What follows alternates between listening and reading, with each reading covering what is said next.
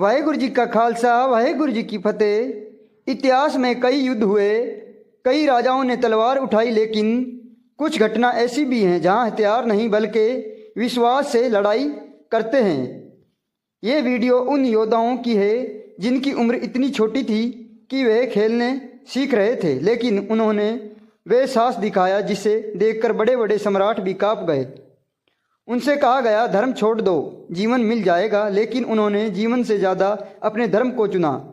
ये वीडियो उस गुरु की है जो पिता भी था, लेकिन जिसने अपना सिर को नहीं झुकाया, अपने सिद्धांतों को नहीं बेचा और अपने बच्चों का बलिदान को भी धर्म के मार्ग पर चलने के लिए प्रेरणा दी। छोटा नहीं होना दिया।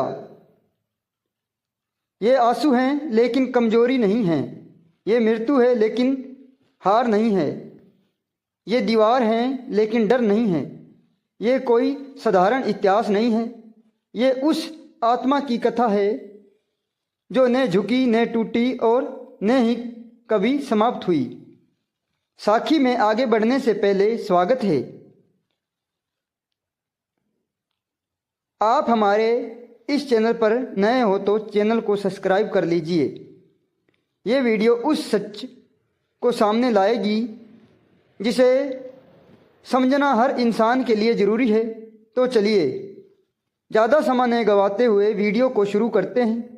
दिसंबर 1705 का वह सप्ताह सिख इतिहास का सबसे बड़ा, अधिक पीड़ा, त्याग और धैर्य से भरा हुआ समय था, जब 10वां गुरु श्री गुरु गोविंद सिंह जी का पूरा परिवार एक एक करके उनसे बिछड़ गया। लेकिन इस बिछड़ने में न कोई दुर्बलता थी और न ही कोई पश्चाताप, बल्कि यह धर्म की रक्षा के लिए दी गई सर्वोच्च बलिदानी थी।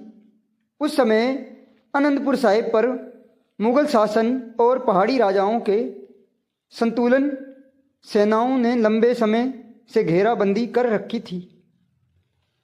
महीनों तक घेराबंदी रहने के कारण किले के भीतर भोजन, पानी और आवश्यक वस्तु समाप्त हो चुकी थी।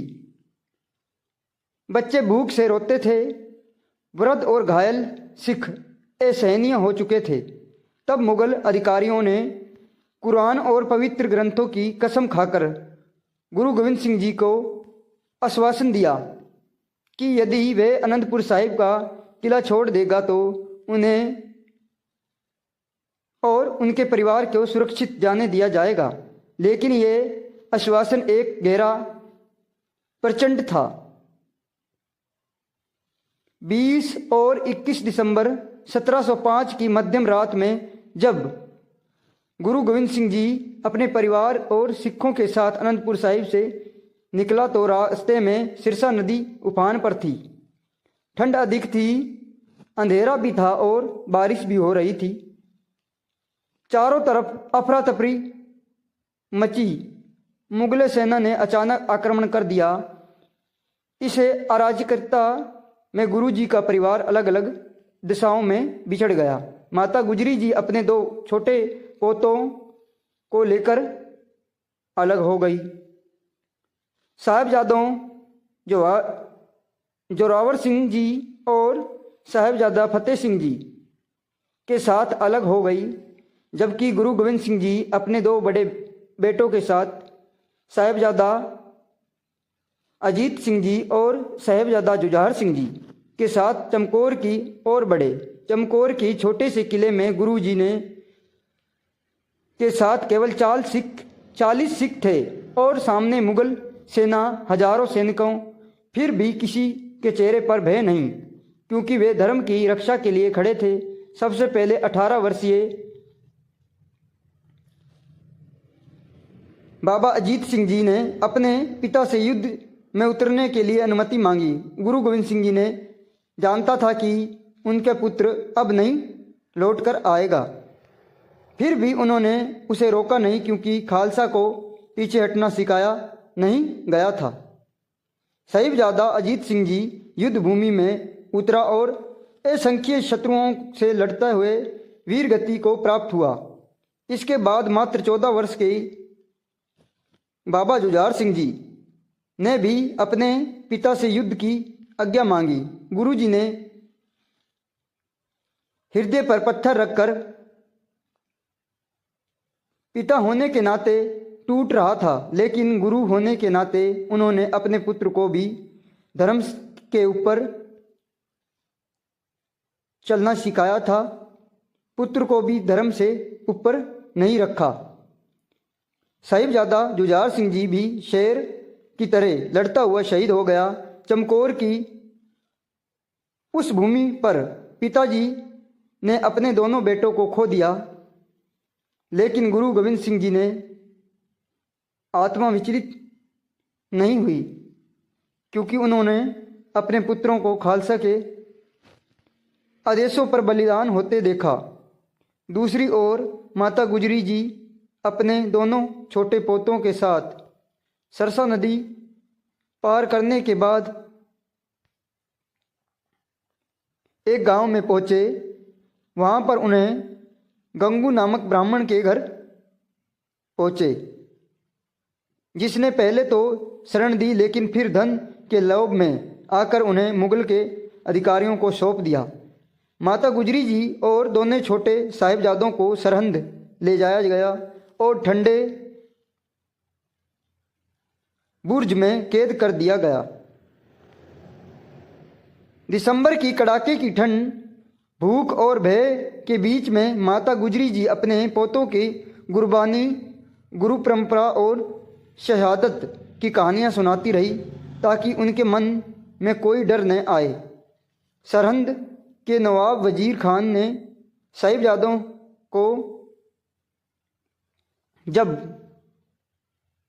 जोरावर सिंह जी और साहिबजादा फतेह सिंह जी को इस्लाम स्वीकार करने का लालच दिया गया और धमकी भी दी गई, यदि उन्हें धर्म नहीं बदले तो मृत्यु निश्चित है। लेकिन 9 वर्ष और 7 वर्ष के उम्र में भी दोनों बच्चों ने स्पष्ट शब्द में कहा कि वे गुरु गोविंद सिंह जी के पुत्र हैं और अपना धर्म नहीं छोड़ सकते।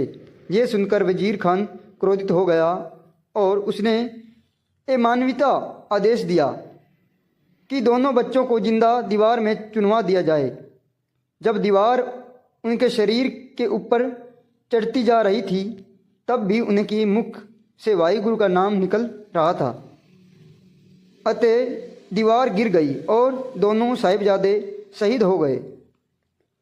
जब ये सारा समाचार माता गुजरी तक पहुंचा तो उन्होंने उसी ठंडे बुर्ज में अपने प्राण त्याग दिए। कुछ ही दिनों के भीतर गुरु गोविंद जी ने अपने चारों पुत्र और अपनी माता को खो दिया, लेकिन उन्होंने शोक में डूबने के बजाय इतिहास को एक अमर संदेश दिया, जब उन्होंने कहा, 4 मोए तो क्या हुआ, जीवित कई हजार। अर्थात मेरे 4 पुत्र शहीद हुए हैं, लेकिन खालसा पंथ जीवित है और वही मेरे परिवार है। यह सप्ताह केवल एक परिवार के बिछड़ने की कथा नहीं है, बल्कि ये उस अद्भुत आस्था का परिणाम है जिसमें धर्म, सत्य और मानवता के लिए अपने सबसे परिजनों को भी निशावर कर दिया गया। गुरु गोविंद सिंह जी ने और उनके चारों साहिबजादों की बलिदानी आज भी हर उस व्यक्ति के प्रण देती है जो अन्याय व अत्याचार और डर के सामने झुकने के बजाय सत्य के साथ खड़ा होने के साहस रखता है। चारों साहिबजादे शहीदत के बाद गुरु गोविंद सिंह जी शारीरिक रूप में टूटे नहीं, बल्कि आध्यात्मिक रूप से और अधिक दृढ़ हो गए। चमकौर की गढ़ी से निकलने के बाद वह माछीवाड़ा के जंगलों में पहुंचा, जहां उन्होंने उच्चदा पीर की रूप में कठिन जीवन व्यतीत किया। ठंड, भूख और लगातार पीछा करती मुगल सेना के बीच भी गुरुजी ने धैर्य और साहस नहीं छोड़ा। यही उनकी प्रसिद्ध मित्र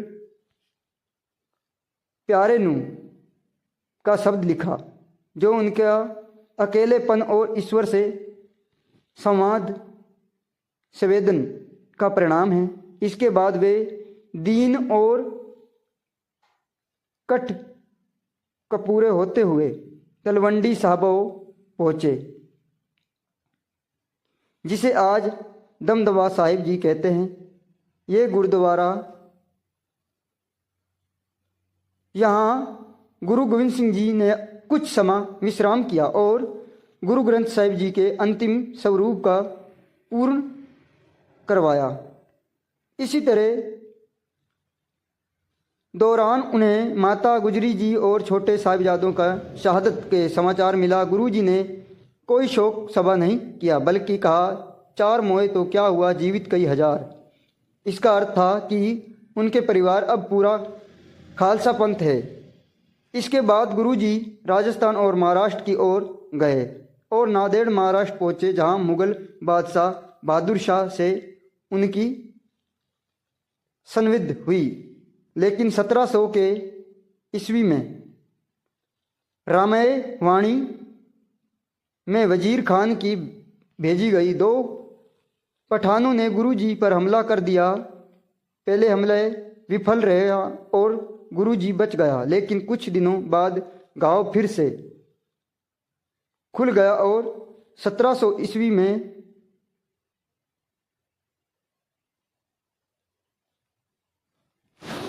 अस्सी को नांदेड़ में गुरु गोविंद सिंह जी ने ज्योति ज्योत समा गए। गुरु जी की दिव्य ज्योतिष शरीर रूप से इस संसार की विदा होकर परमात्मा में लीन हो गए। मृत्यु शब्द का प्रयोग सिख परंपरा में गुरु के लिए नहीं किया जाता, क्योंकि गुरु चेतन है। ज्योतिषी ज्योत से पहले गुरु गोविंद सिंह जी ने सबसे ऐतिहासिक घोषणा की कि अब मानव गुरु का परंपरा समाप्त होती है और गुरु ग्रंथ साहिब जी ही सिखों के गुरु होंगे।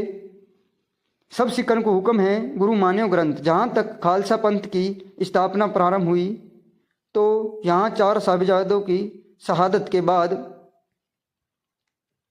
नहीं, बल्कि उनसे पहले 13 अप्रैल 1699 को बैसाखी के दिन अनंतपुर साहिब में स्वयं गुरु गोविंद सिंह जी ने किया था। उन्होंने 5 प्यार चुने और स्वयं उनसे अमृत ग्रहण किया, जिससे यह सिद्ध हुआ कि खालसा में सब समान हैं और गुरु भी उसकी मर्यादा में है। साहिबजादों की शहादत ने खालसा पंथ को और दृढ़ किया और गुरु जी की ज्योति ज्योत के बाद खालसा पंथ गुरु ग्रंथ साहिब जी और गुरु खालसा पंथ के सिद्धांतों पर चलना रहा। इस प्रकार चारों साहिबजादे की बलिदानी गुरु गोविंद सिंह जी के जीवन और ज्योति ज्योत और खालसा पंथ की स्थापना, ये तीनों एक ही दिव्य योजना का अंग है, जिनका उद्देश्य है मानवता का अन्याय, भय और अधर्म से मुक्त करवाना। ये वीडियो यहीं समाप्त नहीं होती, क्योंकि शहादत का कभी अंत नहीं होता। वह तो शुरुआत होती है एक सोच की, एक रास्ते की और एक ऐसा इतिहास जो पीढ़ियों तक जीवित रहेगा। चारों साहिबजादे शहीद हो गए, माता गुजरी जी ज्योति ज्योत समा गई और गुरु गोविंद सिंह जी ने अपने शरीर को नहीं बल्कि अपने सिद्धांतों को अमर रखा। आज भी जब कोई अन्याय के सामने खड़ा होता है, जब कोई डर के आगे नहीं झुकता, तब कहीं न कहीं खालसा की वही ज्योति जीवित रहती है। अगर यह कथा आपने हृदय तक पहुंची हो तो इसे केवल वीडियो को समझकर बंद मत कीजिए, इसे अपने जीवन की ताकत बनाइए। गुरु नानक